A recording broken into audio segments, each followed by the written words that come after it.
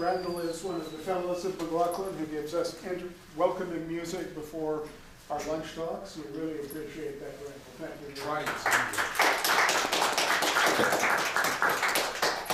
I'm David Leighton-Brown. I'm the master at McLaughlin College. Welcome to all of you. Welcome back to many of you, but there are a few unfamiliar faces in the room. This looks like an older demographic than many of our sessions, but for students who are present in the room, please do make sure you've signed in the register out by the door, because we want to give a certificate of participation to students who attend 6 or more of our lunch talks. And the only way we know if you have is if you've signed in on 6 or more occasions. As is often the case, I want to thank the York Collegium on Practical Ethics for helping to organize and to co-sponsor this event. They are absolutely crucial to the series of lunch talks that we have, and other colleges should be so lucky as to have such active collaborators within the intellectual community of the college. Our speaker today is someone who needs no introduction, but that's never stopped me before, so it will not stop me now either. Ian Macdonald has been outstanding in everything that he has tried to do. He has been an outstanding academic. He has been an outstanding academic administrator, rising to the level of president of York University. He's been an outstanding public servant, rising to the level of deputy minister. He's been an outstanding athlete and an inspiration to all of us in the ability to remain an active athlete, not just into middle age, but into years that boggle some of our minds. There is nothing that Ian does part way. And that is true about the issue that he'll be speaking to us today. In his various roles as a policymaker, as an administrator, as an academic, he has encountered not just policy decisions, but ethical decisions, and brings a remarkable breadth of perspective to talk about that array of issues for us. So the non-existent microphone gets passed over to you, Ian. Thank you. Thank you.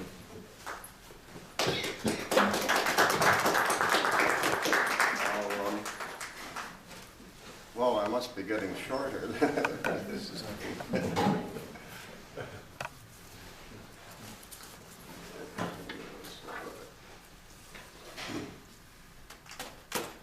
Well, thank you, David. Can you all hear me well enough? Should I move in a bit? It took me longer to walk over here than I expected because I kept bumping into people I know, or more surprisingly, people who remember me. And that has funny situations from time to time. A couple of years ago, I was walking across the campus and one of the old-time gardeners said, "Hello, Mr. President." And I said, "Well, that's very nice of you to address me in that fashion." And then he looked with sort of dreamy spaniel-like eyes, and he said, "Oh, us gardeners still think of you as our president." The reason for that is when I was coming to York University as president, I was coming from the Ontario government, and I said to my friend, the Deputy Minister of Natural Resources, "You know, we have a rather barren campus." I said, "Would you give us 1,000 seedlings a year for every year that I'm president?" And I guess they thought that was a safe bet because my predecessor had been fired or resigned or both after 18 months. But I stayed as 10 years as president, so when you look around, you see the 10,000 seedlings coming to fruition. And that's the story of us gardeners, as I said. I chose this day deliberately, March the 8th, because it's International Women's Day. And of all the ethical and behavioral issues on my list that still confront the world, violence against women remains for me number one. So that is the reason why I chose this particular day. I never come to McLaughlin College, David, without recalling my first meeting many years ago with Sam McLaughlin, the founder of McLaughlin, the benefactor of McLaughlin. And at that time, he was nearly 100 years old.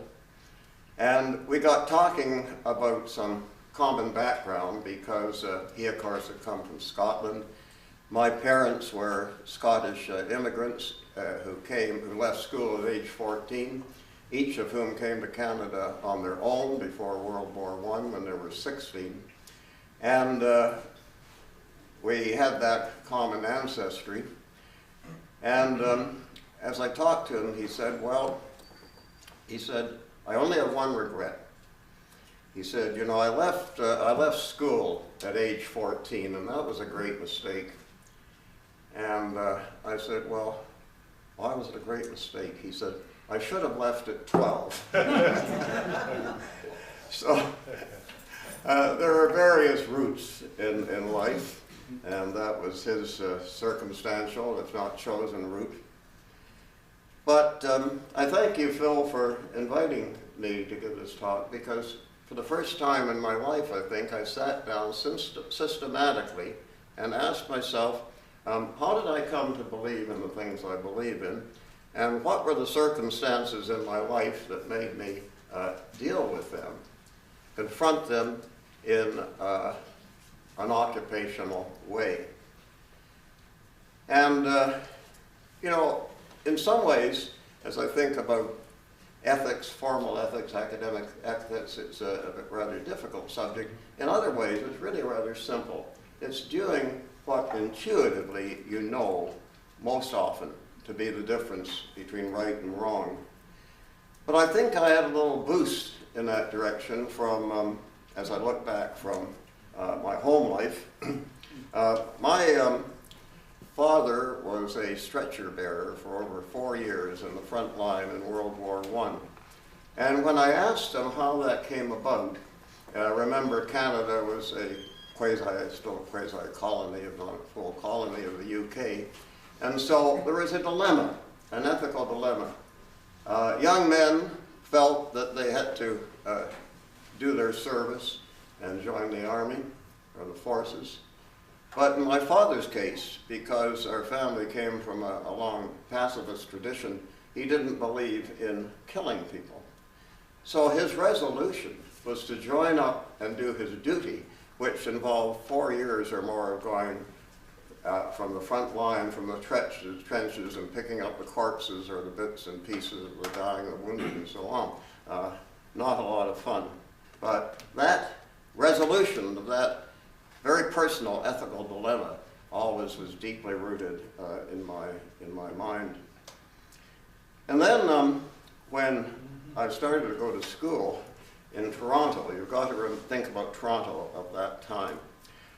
We lived over a store at the corner of Pape and Danforth in the heart of the British Protestant working class Toronto. And at 5 years of age, this would be regarded as totally unsuitable today, but at 5 years of age, I would walk down Pape Avenue to Franklin Public School to go to kindergarten, along with the other Protestant kids, because them Catholics, as they were referred to by my fellow Protestants, happy to say not by my parents, they went to the Catholic school on the other side of Pape Avenue. And I remember 5 years old, one day looking across and saying, what is this all about? They've got 2 legs and 2 arms like me. What's them Catholics all about? How are people seeing some difference in that situation? And in those days, many European immigrants from Eastern Europe of Jewish background were in the rags and bones business. A cart and a horse would go down, and the fellow would yell out, call out for rags and bones. And many of those people fashioned a remarkable living out of that, one of whom was the father of Alan Grossman. Alan Grossman's name won't ring a bell to you, but when I was a deputy minister in the Ontario government, he was the first Jewish Tory minister in the government of Ontario. And He had a remarkable life. He was a trustee, then a councillor, then an MPP, then a cabinet minister. And we used to talk a lot. He'd ask me what my recollections were and what his were as we grew up in Toronto, that highly prejudicial world as it was.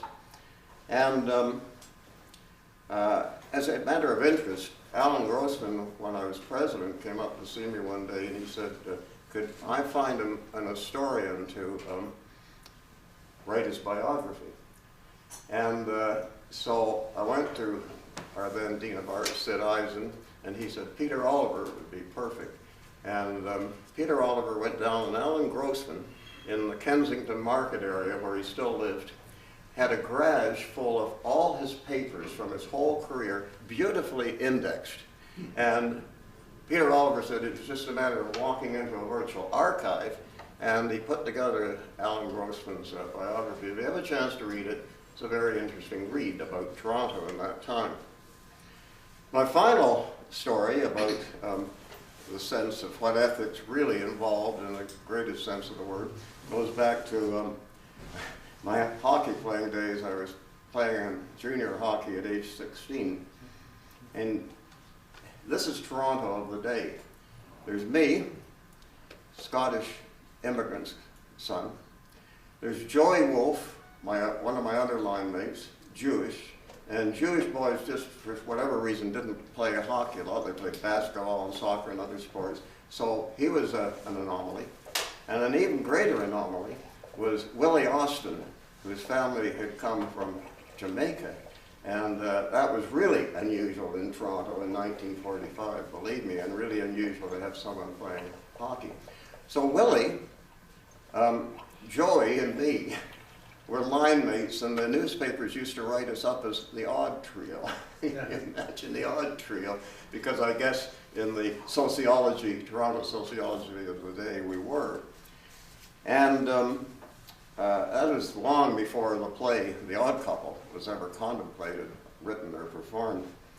So one day at the end of a game, I hesitate to tell this story, but someone called my friend Willie an unacceptable name.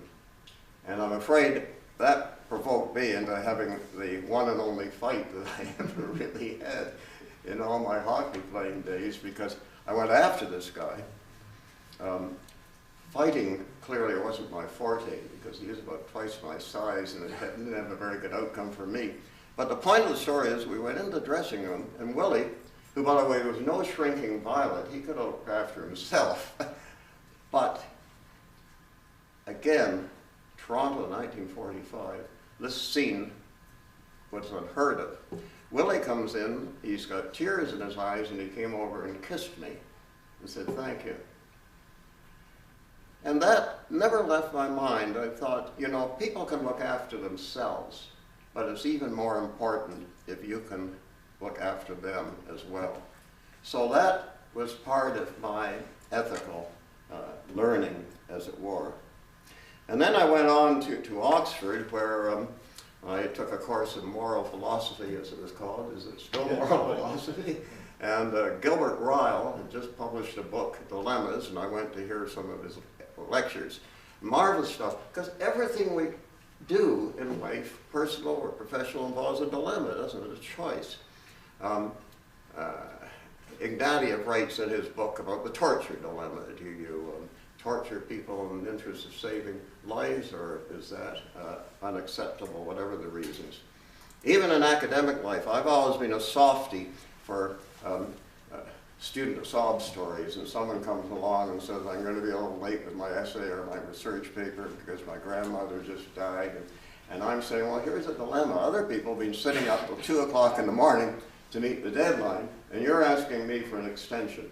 But I'm a softie, so I always made provision for the exception. What difference does it make in the scheme of things?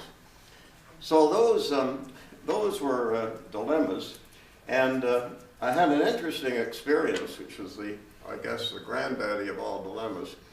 About in the late 50s, a few years after I had been a student in Oxford, I was back doing some research work in the summer. I came around the corner of my college into the Broad Street, and I literally bumped into a quintessential American middle-aged tourist couple. And I looked up and said, "You must be Mr. Truman." Now, isn't it interesting? A few years after he was president, he and Bess, she said, and I'm Bess, a few years after he's president, they're wandering around on their own as tourists. Chelsea Clinton still has 24-hour security guard, and she wasn't even president. I mean, this is a way in which the world has changed. It changed in Canadian government, too. After the FLQ crisis, people used to wander in and out of the Parliament buildings, the legislature, our building, the Frost building. And the premier of the day, John Robarts, used to like to sit up late at night and with some of his colleagues in cabinet after the legislature had closed. It met in the evenings in those days. And about 3 in the morning, he would walk across Queen's Park on his own to where his apartment was in the old Westbury Hotel on Yonge Street, never giving it a thought. Then the FLQ crisis came about in the early 70s, and the cabinet minister Laporte in Quebec was murdered. And then everyone got excited, and the cabinet ministers and the politicians had to have security all the time. And if you can believe it, we, the deputy ministers, even were told that we were part of the FLQ hit list. I never gave much credence to that proposition, but that's the way it became, sadly, and that's how it evolved. So Mr. Truman says to me, he thought I was American. He said, "Are you a student here?" And I said, "No, I was a few years ago." He said, "Oh, I love this place. I'd like to hear more about it." And I said, "Well, sir, there's a cafe right across the street where we used to gather, and it was tea time, afternoon tea time. It'd be a great honor if you would both come and have tea with me." So off we go. And after cordial discussion, I was trying to work up the nerve to ask him a question about the decision to drop the first atomic bomb. And finally, I mustered up the courage, and he said, "Oh, very simple." He said, "I just did some some arithmetic. Just did some arithmetic. How many lives would be lost if the war were to continue on as it has? How many lives would be lost if we dropped the bomb?" And he said, "So we dropped the bomb." Some years later, I was at a conference in Berlin. We went down to Potsdam, and we were in the room where Truman was present with Stalin and Churchill, and it's where he got the missives to say his authorization to drop the bomb in August 1945. And so he's in that room, and he gave the authorization to drop the bomb from Potsdam, where he was meeting. And I was always curious to know. I'm sure he would have consulted Churchill, but I wondered, would he have consulted Stalin, given the strange bedfellow relationship? I didn't ask him that question. I thought that was pushing it a little far. But later on, I was telling this story to our colleague Daniel Cohen, and he kindly got in touch with an American colleague who's done a lot of work in Truman. And he validated, he somehow found out that Truman did consult Churchill, but not Stalin. I don't know if you've got 3 colleagues, so waging a war together, is that an ethical conclusion or not? Anyway, that was some of the background for me as I went on in my career, so-called. Now, nothing I ever did thereafter had I planned to do. A few years ago, I was invited back to my old high school to talk at Careers Day, and I said, you know, I'm the worst possible person in the world to advise you on careers, because I was born, someone said, what was the wisest thing you did? And I said, being born in 1929, because you couldn't miss. Demography and opportunity was all in your favor, and you could go anywhere and do anything. Unlike what our students face so often, what you face so often today. And so when I was leaving Oxford, there were 3 opportunities that come to me that really were very interesting.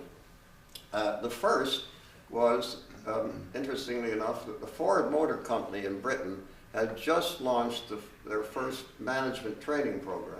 That was unheard of in those days. That was the first management training program at their plant down in Dagenham in the east of London. And they were looking for Canadian and American Rhodes Scholars to interview because I think they figured, quite correctly, we knew something about British society and life and knew something about North American society and life. So I went down for an interview, and I have to tell you, I met the most self-serving, uninspiring, chauvinistic group of men I have ever met in my life, and it was a complete turn-off. No way could I imagine myself in that environment. And interestingly enough, a few years later, there was a general strike. And if any of you happened to see it, a few years ago, there was a movie called Made in Dagenham. And this movie was about a few years after I went for that interview. And 200 seamstresses, 200 women who sold the fabrics and the seat covers and all that stuff for automobiles and vehicles, staged a strike, and they managed to close down the whole Ford Motor Company, 5,000 employees in Great Britain. And this was a very important event. The issue was on equal opportunity and gender equity. And this was a very important event in British economic and social history. So I went to see this movie, and I couldn't stop laughing. It was beautifully typecast, because here were all these stuffy guys who had been a real turnoff to me, and they're talking about how they can, what they can do about these 200 women that are threatening their corporate culture and so on. If you ever get a chance to see it, do. Now, Phil, you'll appreciate this. The second opportunity was much more difficult to avoid. Ice hockey was a growing interest in Europe at that time, and I was invited to join the team in Davos in Switzerland as playing coach. If any of you have been to Davos, this is sort of one of the ultimate beauty spots of the world, and that temptation was not easy to ignore, but I decided, well, it hasn't really got a long-term future. So I decided to accept the third invitation, which is to come back to my old Department of Economics at the University of Toronto, where I'd been an undergraduate, and teach. And as I say, totally unprepared. The first day I said to my chairman, what do I do? He said, well, you walk down the hall, you'll find 300 first-year students, and you get up and you start talking about the principles of economics. And that was my pedagogical preparation. And then I saw an advertisement after 10 years teaching there for a new position of chief economist in the Ontario government. And I realized, with apologies to our colleagues, David, that often I was sitting around common rooms with my colleagues talking about public policy, and I realized that none of us had really ever been on the front line of public policy. You know what I'm saying, Peter? And so I decided to enter this competition. It was undertaken by the Public Service Commission for the public service, not a political position. And I ended up as chief economist with deputy minister status, as they called it, and then went on to be deputy finance minister and deputy responsible for intergovernmental affairs. And that was a wonderful time, but then the opportunity came to be considered for the presidency of York University. And by the way, again, in those days, this was all a wide open competition. It wasn't a closed search as we have today. There were 8 finalists on the list, and you all each came up to the university on several occasions to be cross-examined by students, faculty, staff. And in addition to myself, there were people like the great medical public servant, Fraser Mustard, Sylvia Austria, who was then chair of the Economic Council of Canada, and like people. We all came up and sort of put our neck on the line. And I thought that was a really important way of choosing a president of the university, because what happened there was that you had a chance to assert your values and what you believed in and what you wanted to do, including ethics and everything else. Those who met you had a chance to, you in turn meeting the community, had a chance to see what was really on people's minds, what was troubling them. And of course that was a very turbulent time in York University, because as I told you, my predecessor had left after a year and a half. York had a terrible, terrible press. And in the corridors of power, believe it or not, the university was only 14 years old, and there was discussion about whether it had all been a mistake, should York University continue or not. So it was really important to have a matching of a new president's values and objectives with what the community was concerned about. And that's why I always believed that this process is important. Because then when I had to make decisions, and half your decisions are going to please some, and they're not going to please the other half, but at least people said, well, we know where he's coming from, we know what this is based on, and it's acceptable. But if it comes out of the blue, it can be much more difficult. So that's something, by the way, I've passed along to our new president, Rhonda, as well. Now,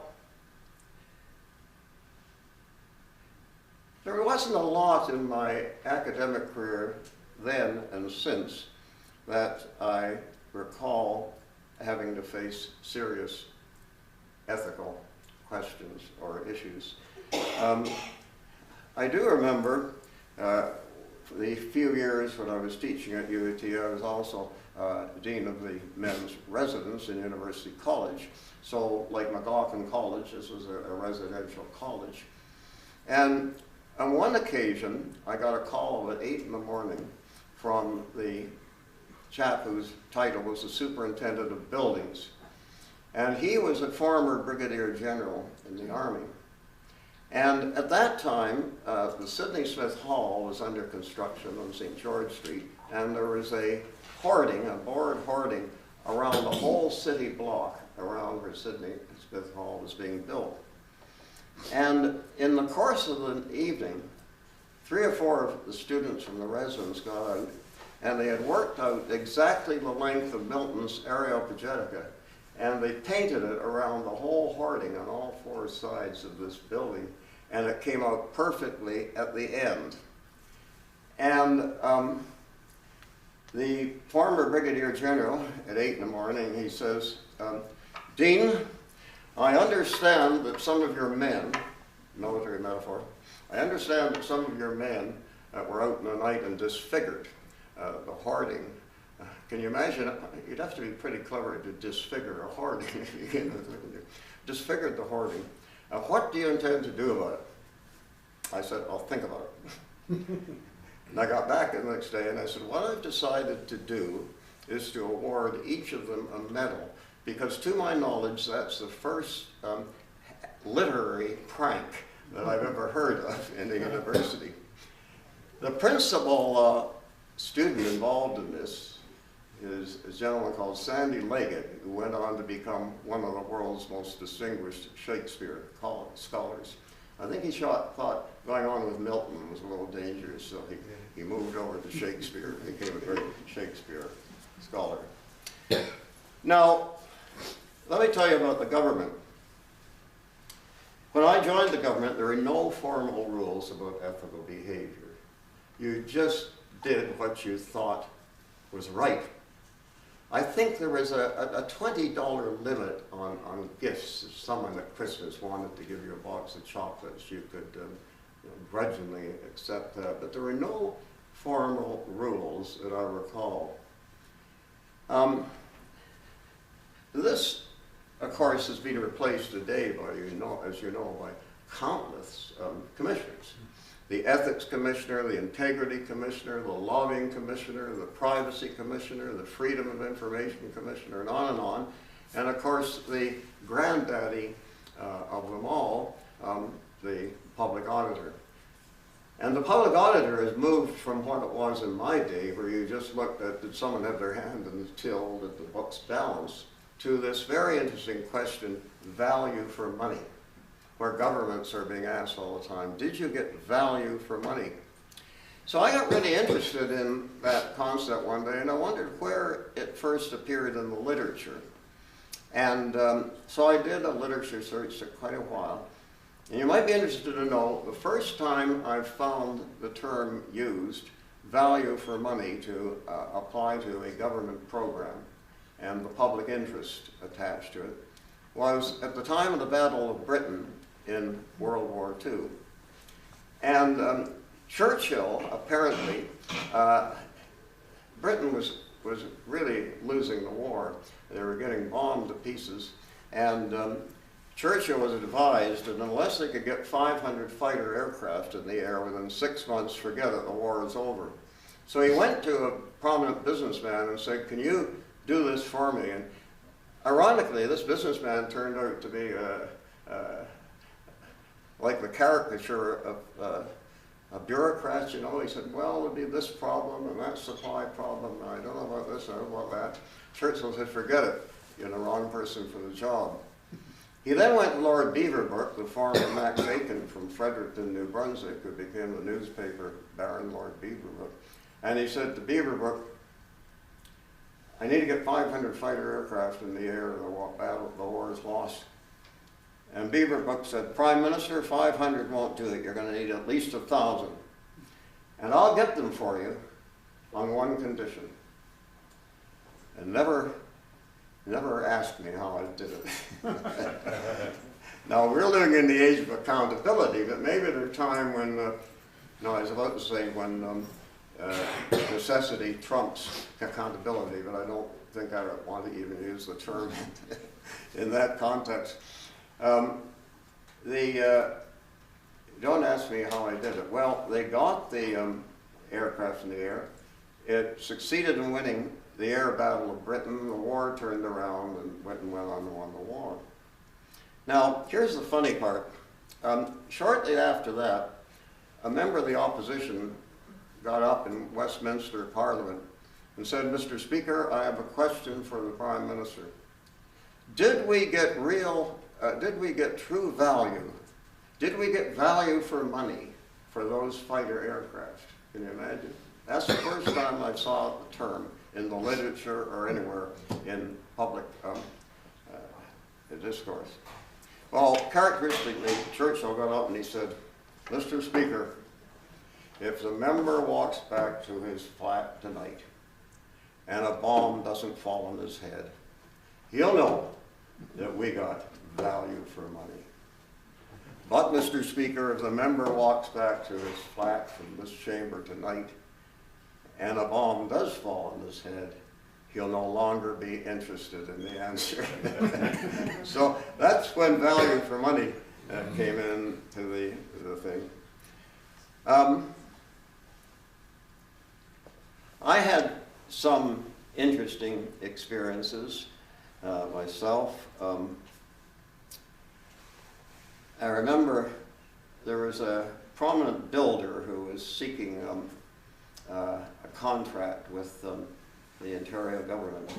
And in those days, I doubt it's still true because of size and scale, but in those days, the Deputy Finance Minister in the Finance Ministry had to examine each contract proposal and validate it and so on. So this company was very much seeking approval from the government, and they knew it would come to me and my ministry to examine. So 2 nights before Christmas, there's a knock on my door at home, and a guy's standing out there with the biggest turkey you've ever seen. And it's from this company. He said, oh, this is just a little present from the company, and I'm about to adjudicate this contract. So I thought, what do I do? As I say, there are no behavioral rules. I mean, you're flying by the seat of your pants. What do I do? Brilliant idea. I was doing some volunteer work at that time for the Scott Mission for the homeless. And I thought, they put on this wonderful Christmas dinner. I said, why don't you take it over to the Scott Mission and give it to them for their annual Christmas party? And off he went. I don't know if he ever did or what took it home or what, but at least my conscience was clear. So I was quite pleased with myself, and I said to my wife, told her the story when she asked what that was all about, and she said, well, I guess you got lucky. I said, what do you mean I got lucky? She said, it could have been a case of scotch. Not something one would have sent over to the Scott Mission for the homeless, I think. But my wife has a habit of sort of deflating me in sundry ways. I remember just a couple of years ago coming back from a class in New York that evening, I said, you know, one of my students said, my grandmother asked to be remembered to you. You taught her first year economics at the University of Toronto. And I told my wife that story, and she said, well, it could have been worse. I said, what do you mean it could have been worse? She said, she might have said her great-grandmother. So,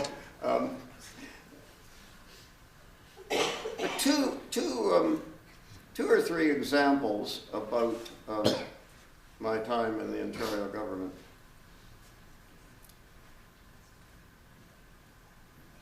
Sometimes you can find creative ways of dealing with ethical dilemmas. The Ontario government was about to award a new contract for the group insurance for the Ontario Public Service, 80,000 employees, and this was a huge contract, group insurance, disability insurance, dental insurance, and so on, the works. So it's big business. It was obvious that one of the contenders would be the then London Life Insurance Company, which was based in the Premier's own constituency in the middle of London, Ontario, and was the hub of economic life in that country and that community, and a big contributor to the political coffers of the government. And so he said there's no way that the government could win politically on that. So he said he was going to appoint a committee of 6 deputy ministers, and I chaired it. And he said, I want your committee to make the decision. Whatever you recommend, the government will accept. So as you can imagine, we worked very hard on this, and there are 2 or 3 prime contenders, and they're very close call. But the clear winner in our minds, for a variety of reasons, was London Life. So we went over to the Premier's office. He said, what's your decision? Interesting word, not what's your recommendation, but what's your decision? And I said, London Life. He sort of sighed and said, okay.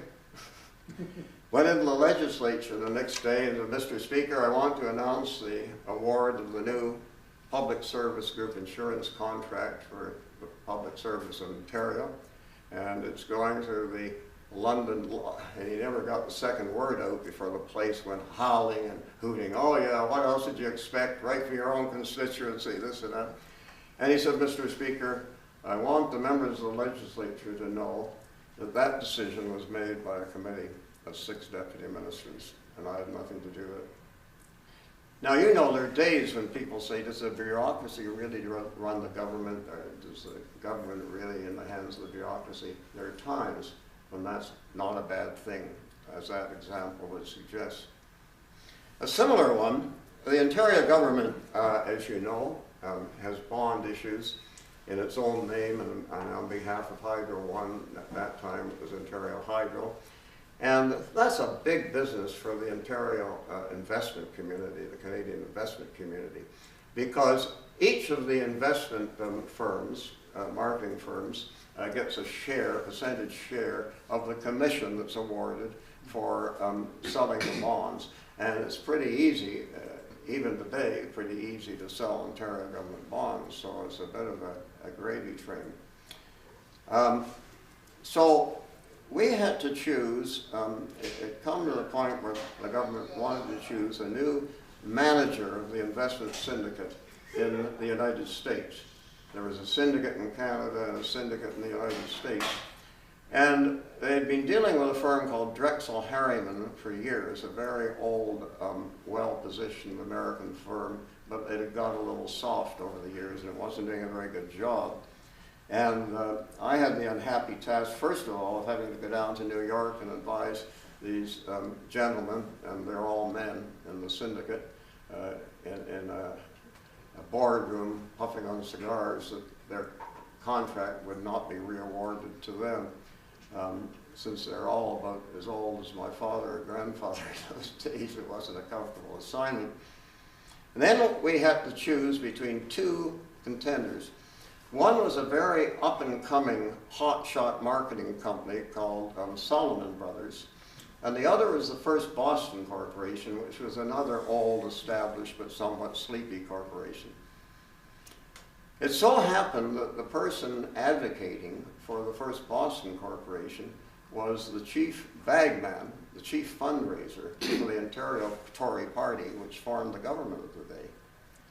And he, of course, assumed that he had it in the bag. And the Premier and the Minister of Finance knew again that if it were to be awarded to that firm for valid reasons, no one would ever believe it. So again, he said, the Premier and the Finance Minister said to me and my colleagues, I want you and the department, you and the ministry, to make the decision, and we'll accept whatever decision you make.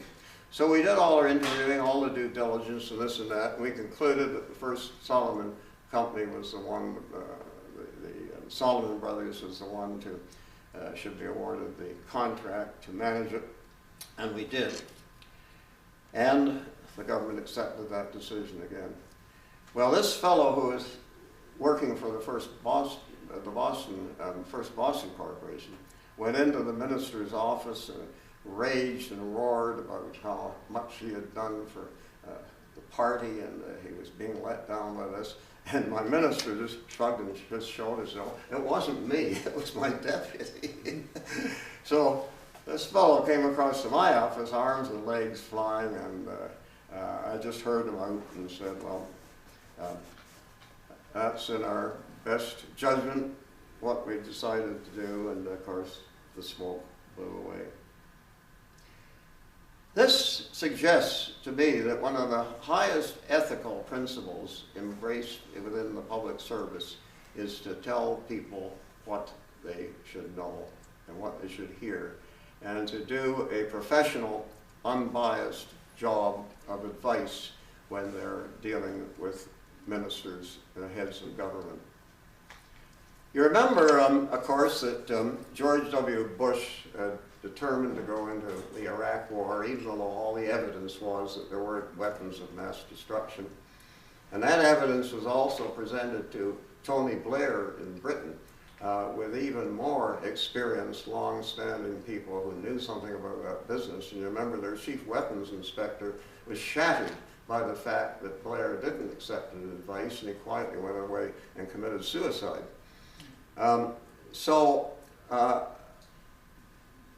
Bush gives Colin Powell the job of going to the United Nations and announcing that, notwithstanding the evidence, the United States is going into the Iraq War after Saddam Hussein. And Colin Powell, if anyone knows what war means, it's a former general. They've been there. They know the enormity of the situation. He's very uncomfortable with it, but Bush says, you're on the team, that's your job, away you go.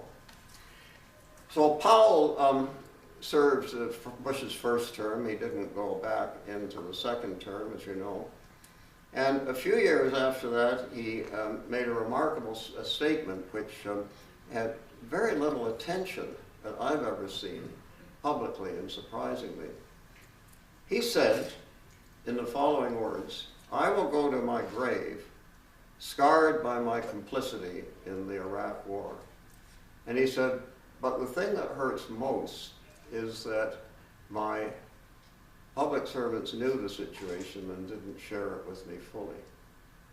They didn't go all the way to say and stand up, which meant standing up to Bush, Rumsfeld, Cheney, and all those people with the strong advice that they should have had, and think of the difference it would have made. So you have to, everyone has to figure out how their own interpretation of responsibilities. And I'll share a paradox with you, which really runs counter to my own instincts.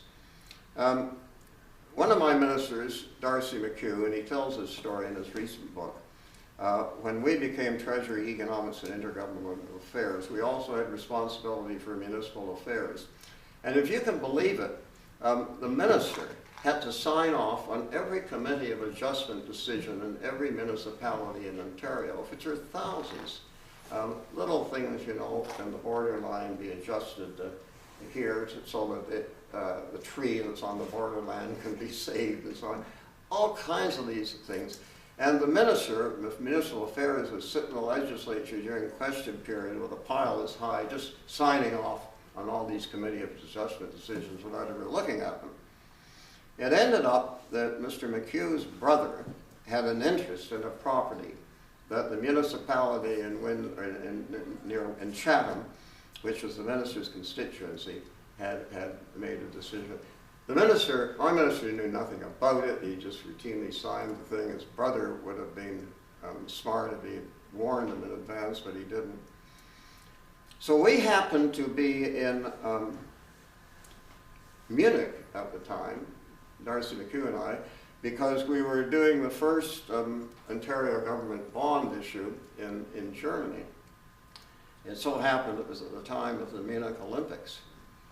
And I wanted to go while I was there to see some of the events, because two of my first year students from University of Toronto, Bruce Kidd and Abby Hoffman, a great 200-meter runner, the two of them were competing, and it so happened I was in the Canadian Olympic Village the day of the Israeli athletes were massacred.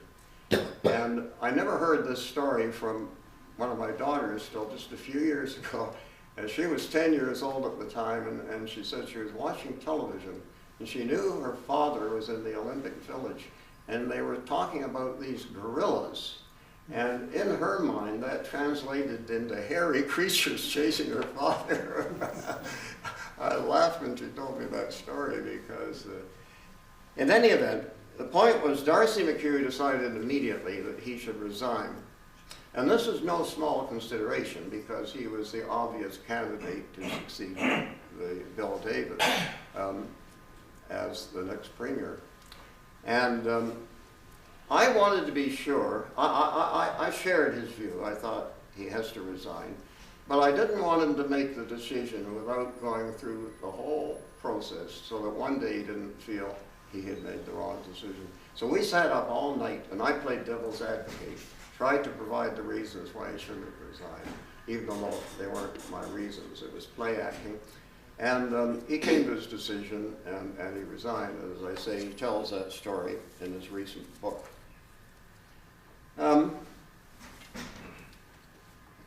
Public servants have to be persistent in the public interest, even although they know that they're swimming upstream against strong political resistance. Do any of you know the story of mandatory seatbelt legislation in Ontario? It's hard to believe. When the government first announced they were going to have mandatory seatbelt legislation, you had to buckle up, you wouldn't believe the public disquiet and attack on it. What's this government doing interfering with our private lives, whether we buckle up or not? Well, the point was, it wasn't their private lives, it was the public interest. So we decided to do a lot of cost-benefit analysis in our ministry about the costs of automobile accidents and so on, not just personal costs.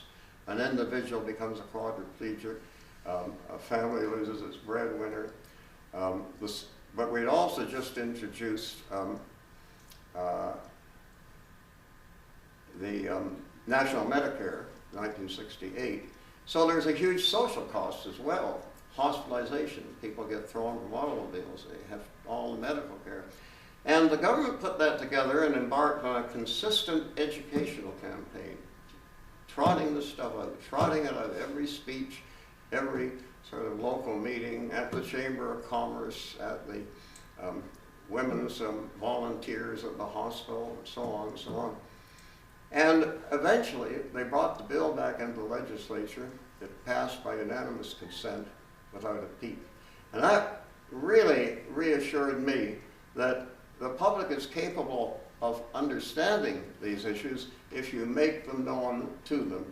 And this business of putting down the public or feeding them with false information, which has gone wild today, is the worst thing and the worst threat, in my view, to democratic government. So there are other examples of that I could give you, but I just want to then revert to York for a minute and tell you a couple of other stories apropos of the day. I guess I'm pressing the clock a little, am I? No, doing Okay. fine. Please. If anyone has to leave, I quite understand, I'm used to it. When I was at York, there weren't as many explicit ethical conflicts as there were when I was in the government, I would say. But there are a couple. A member of the board was very anxious to have a friend of his contribute some money to a certain cause. And I had picked up the vibes that this money wasn't exactly clean. I couldn't prove it, I couldn't validate it, but I just was uncomfortable knowing the source of this money, that it should come to York University. You remember this, Tom? And so what did I do? I just waited it out. Every time I saw that board member coming at duck the other way, and I just tried to avoid the discussion. And sooner and later, it turned out that I was right. And so we didn't have the pain and agony as some universities have had of taking tainted money and then has to deal with the consequences and the return and so on. The other similar thing was a prominent businessman came to see me one day and he said he'd like to make this substantial gift of money to the university. And he would like very much to be the chancellor. And I had to say, I'm sorry, the chancellorship of York University is not for sale. Pretty hard to turn down millions of dollars. But, you know, it's obvious. You don't buy these positions. At least that was the culture of the day. Now, you look at what's going on today, it's kind of interesting. And I think there's a huge difference between someone saying they want to have their name on a building and they want to have an official office, such as the chancellor. After all, I guess, you probably know this, Tom, Osgood Hall Law School, there must have been an Osgood somewhere in the background who gave money to have his name on the Osgood Hall Law School building. But this is an apocryphal story, but it's one of my favorite stories because it demonstrates the culture of the day. The story is told that Seymour Schulich came to see Dean Horvath one day and he said, I want to give your business school $1 million and I would like it to be known as the Schulich School of Business. And so the dean says, $1 million? He says, thank you very much, goodbye, have a good day, and that's the end of it. A couple of years later, he comes back and says to the dean, I'd like to give $30 million to your business school. And the dean says, welcome to the Schulich School of Business. It's an apocryphal story, but as I say, I still think there's perhaps a difference, I hope there's a difference between that and something like an official office that's not to be for sale. Recently, under the stimulus of former President Lawrence of Marsden, 5 former presidents of York, the 5 that are still living, and the 4 that are still living, and the current president, Macdonald, we all wrote a chapter in a book about managing the university and how we approached it and what was important to us and so on. And I tell this story in the book. I don't tell it in quite the detail I'm going to tell you, but it brought together 2 of my very interesting experiences about ethics in different places.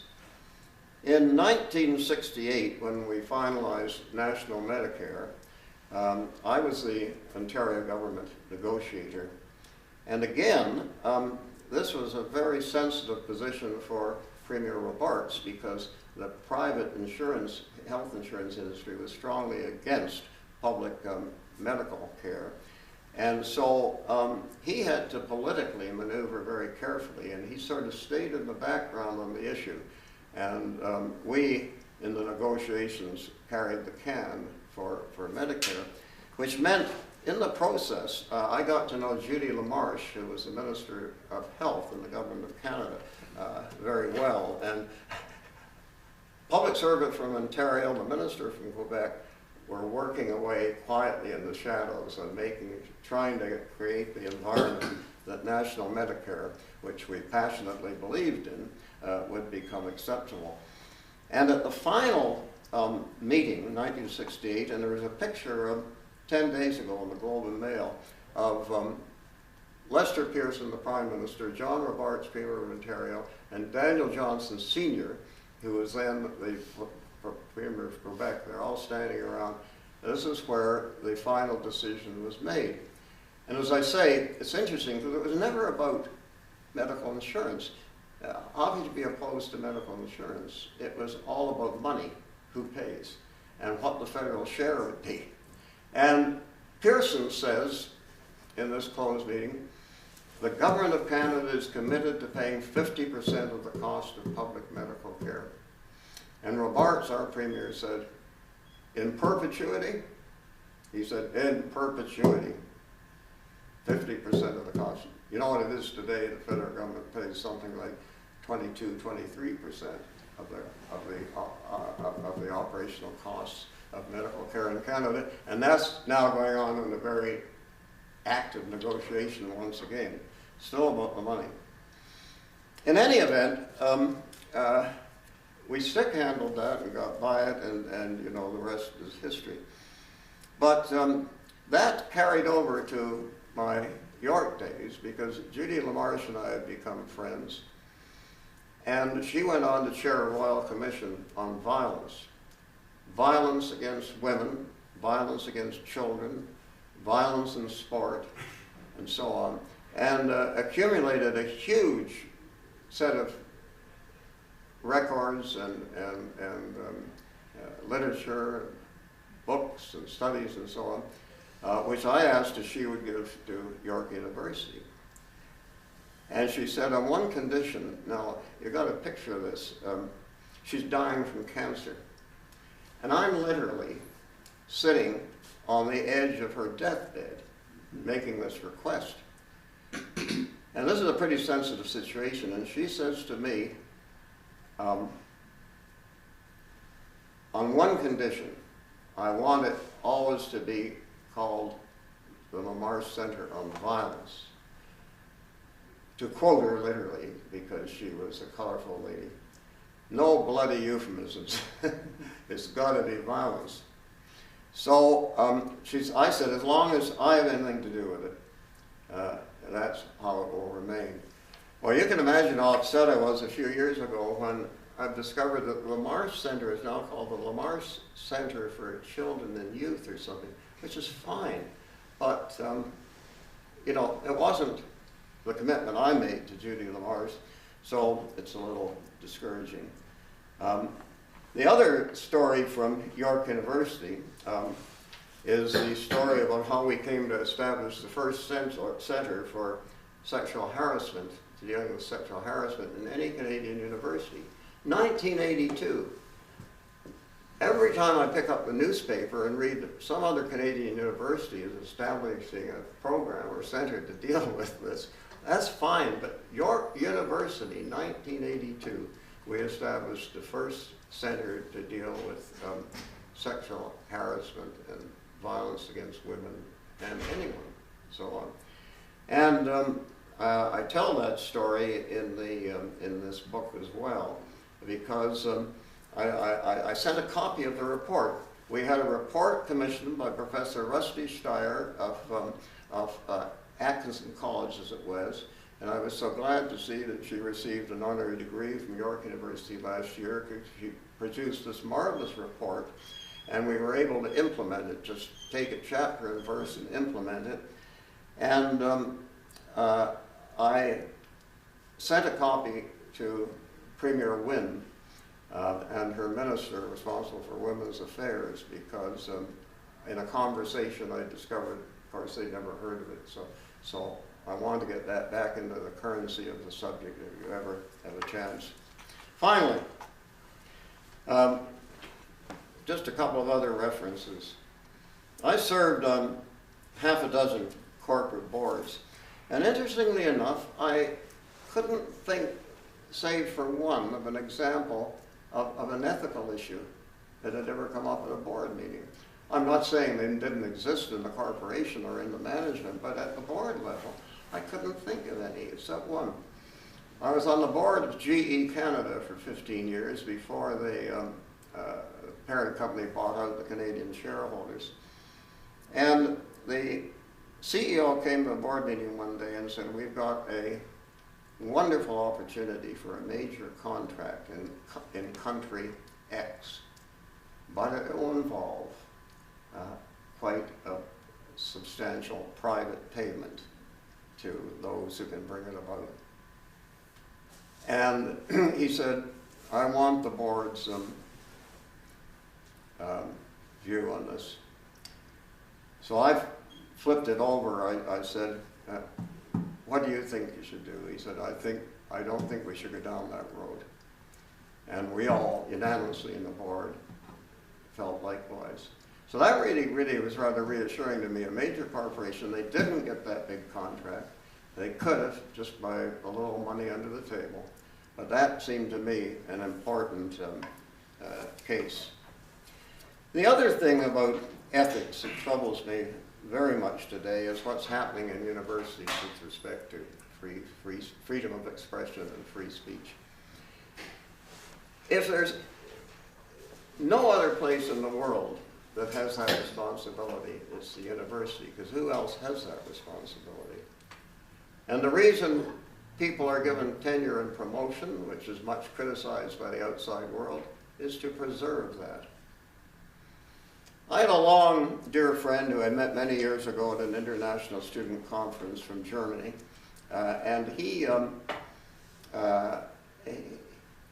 was drafted into the army at the end of the war when he was 18 and became an anti-aircraft gunner, not knowing anything about it. He was fluent in several languages, so when they were captured, when the Allies went into Germany, he became the prison interpreter.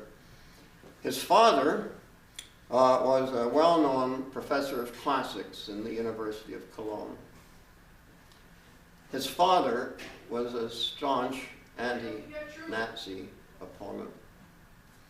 His father was taken out from the University of Cologne through the front gates and shot in public by a firing squad. And the Nazis made sure that my friend Dieter and his mother were present to observe this. And when I met Dieter's mother and a lovely lady, she was a concert pianist, and I asked them about this unimaginable experience, they said to me, yes, it was terrible, but there was one thing that was worse. And I said, how could there be one thing that was worse? She said, none of his colleagues stood up in support of him. None of his colleagues stood up in support of him. And that's, to me, is the prime ethical responsibility of the university, what the university stands for. And if we ever lose that, if we ever lose that recognition and we ever lose that sense of responsibility, we're in trouble. I looked up because I remembered and I wanted to get the exact words. I remember, I guess I was a first-year undergraduate when I read George Orwell's Animal Farm. And I remember there was something in his preface that stuck with me. So I looked it up, and here's what Orwell said in his preface to Animal Farm. If liberty means anything, it means the right to tell people what they do not want to hear. If liberty means anything, it means the right to tell people what they do not want to hear.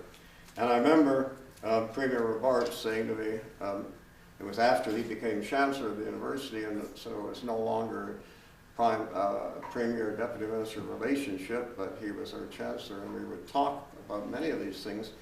And he said, you have no idea how difficult it is to be a head of a government surrounded by people who are telling you what they think you want to hear. Mm-hmm. Sound familiar? Sound pervasive? Something to worry about. So, but it's not an easy thing to unravel. You know, E.B. White, the famous editor of the New Yorker, once said, have you ever thought how complicated things can get, what with one thing leading to another? And that's, I think, what ethics is about. You start down the road, and one thing leads to another. So I just finished reading, and I recommend it to you. It's not a great book, but it's a pretty good read.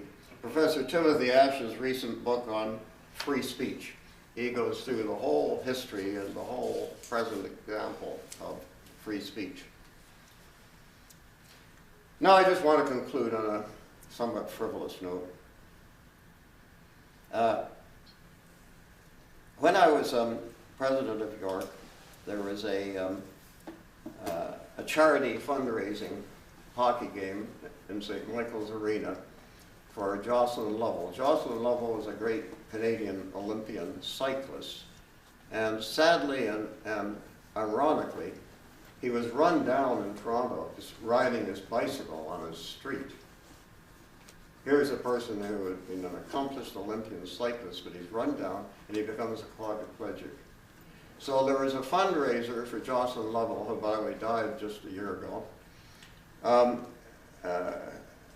For this young man, there was a fundraiser hockey game in St. Michael's Arena. And the NHL old-timers invited a few odds and sods like me. I was in chair of Hockey Canada, Roy McGregor, the journalist from the Globe and Mail, two or three others. So the NHL old-timers, all the legendary names, and us, what they did was they have two NHLers and an odd and sod like me on the line to make up a threesome. And we played against a touring team of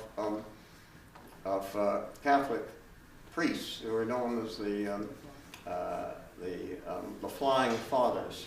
And they played charity games all over the country, and they were very, very good. My friend Father Bauer, I once said, how do you keep doing this? He said, you know, I never get tired of playing hockey, but it gets pretty wearing in the confessional. So this is a great relief for them. But anyway, I played with two old-timers, you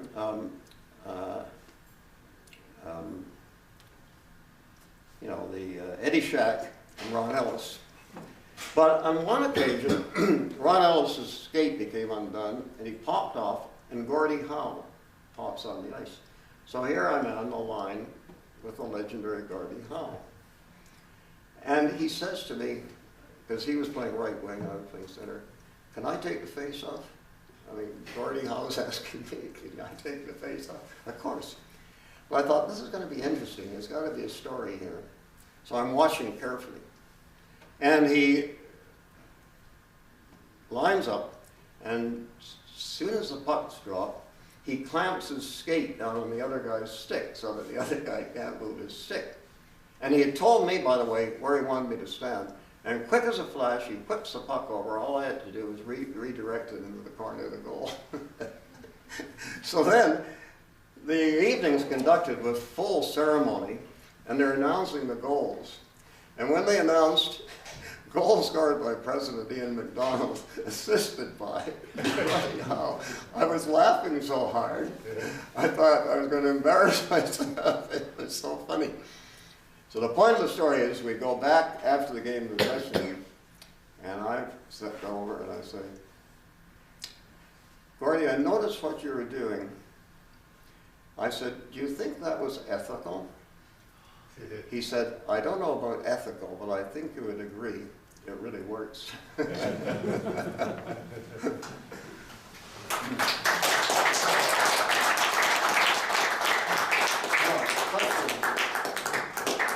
I'll let you field your own question. Okay, I'm now going to put in my hearing aids, which is the only frailty, at least I'm willing to admit to. And if I come over so I can hear you better, I'm not stalking you. I just want to hear what you have to say. If there's no one else, let me start. Okay. I've been thinking throughout your talk about your atomic bomb story. Yeah. Have you ever faced a decision Whoops. between two bad outcomes where you had to choose the least damaging Yeah. one? Well, good question, of course, and that's the true definition of a dilemma, isn't it? The choice between two equally unattractive alternatives. And I can't think of one. Good. I can't think of one. But I'll keep trying. I'm glad you raised that because it's a great question to think of. I've got a question. Do you have an ethical theory? You've mentioned intuitionism, that the way you make ethical decisions is to rely on your gut feelings, and that's called intuitionism, an ethical theory. Then you mentioned the case of Gordie Howe, and Gordie said, well, I don't know whether what I did was ethical, but it worked, which suggests pragmatism. Yeah, Okay? yeah. And that's an ethical theory too. But how about yourself? Have you ever thought in those terms, whether you've made decisions throughout your life on the basis of, say, a theory that you perhaps hadn't formulated, but nevertheless you appeal to it unconsciously? Or is intuitionism your ultimate standard for ethical decisions? I guess, Phil, that as you describe it, I'm an intuitionist. Yeah. And try to apply that to a practical outcome. As I say, I never thought systematically about all this done now, and your invitation provoked me, of course, to think, as I said, where I came to believe the things I believe in, what were important, how they worked out in different situations. And of course, you have to have a value system to begin with, don't you, I think? Or do you? Not necessarily. No? I think it would be pretty difficult not to have some sort of value system. Mm-hmm. Just to take an interest in ethical theory implies that you've got some idea what's right and wrong, or that there is right and wrong, good and bad. Yeah.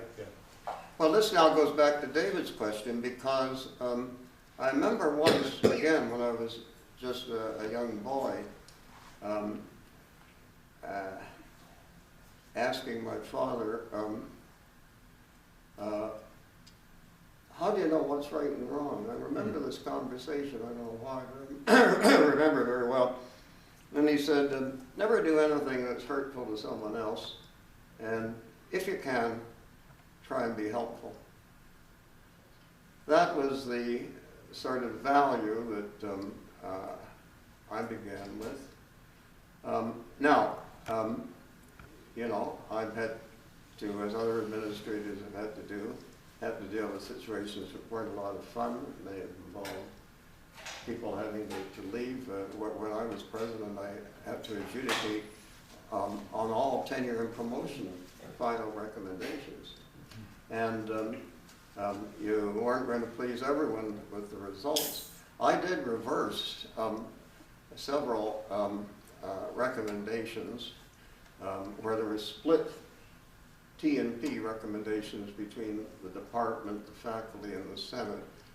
If you had unanimous consent from all levels, pretty hard not to accept it. But I did make my own decision with respect to some number of our colleagues. You'd be surprised if I told you the names of someone. The public positions they went on to hold, the academic distinction they came to have, and so on. So what that tells you is that there's no perfection in that system, and that's why I tried to prolong it a bit. Some of you may remember I initiated a Senate Tenure and Promotions Appeals Committee to have one final level of adjudication. Because it's very sensitive. That's a terrific decision where you're affecting someone's whole livelihood, isn't it? So you have to be very careful. Well, it goes back, I can't think of, again, of many decisions where that carried over into equally unattractive decisions. No. I think Randall has a question. Yeah, Randall? Well, it's not a question per se, as it is a compliment, Mr. Macdonald, because you said before that you yourself were good at, we were told you were a good athlete and everything. Now, I'm not a great athlete, but I'm going to be 62 years old next month, and I am still going back to my martial arts lessons. And I'm doing this because basically for me it's just part of what I want to be as a winner as opposed to a loser. I want to be one of those people who, much like you, wins out in this life. And you are a marvelous influence. So really, it's not a question, but it is a compliment, which I mean for you to have, if you'll be happy enough to accept it. Thank you very much. Ian, on the theme of violence, you were bringing up violence. So what can we do about the violence inflicted by the Toronto Maple Leafs on its fans? It's been way too long. Well, I'm too late to help out with that. No, I think that could use you. Yeah. I really do. You know, 8 of my junior teammates went on to play professionally. They all, when they finished, stopped being physically active, cold turkey, and they're all gone now. So, but I mean, I don't know. I'm a Canadians fan, so I don't care, but I just think it's really violent against all these people that believe in the Leafs, and then I call them the Toronto Maple Laughs. Well, but then they let them down. when I was Very unethical. You see, there's another culture. When I was 16, I was invited to in those days, when you were playing junior hockey, everyone was on what was called some team's negotiation list, so that they could bring you on if they wanted to, but no one else could. So I went to up to Peterborough, to the Boston Bruins rookie camp. And this is, of course, before I was playing university hockey. So, and they had a way of sorting out the rookies.